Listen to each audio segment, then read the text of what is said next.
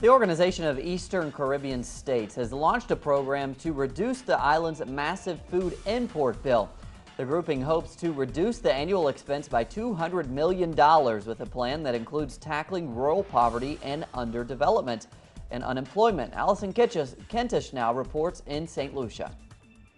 The OECS grouping's food import bill now stands at $480 million US. It is a worrying situation for the bloc, which says that figure has doubled over the last decade. The group has launched a plan to reduce that figure by $200 million US by focusing on greater agricultural production to feed its populations. It is good news for citizens who say for them, the issue is one of food security. Gasper Henry's life work is feeding the poor. He says this initiative will ensure more produce can reach those he helps. That's about 20 years later, however, better late than never, I think it is so costly, on all governments, to import food, And I think we should try to see how best we could encourage people.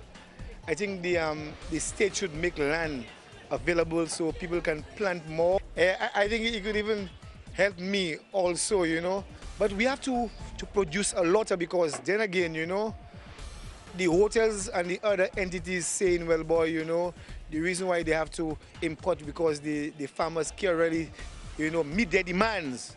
So I think it has to be attacked on all fronts, and people like me could benefit if there is enough to take care of us. Local farmers have welcomed word of plans to boost production.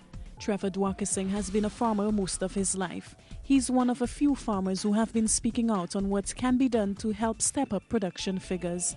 He says farmers need help with irrigation. A lot of heat, and after that we get a little drought season here.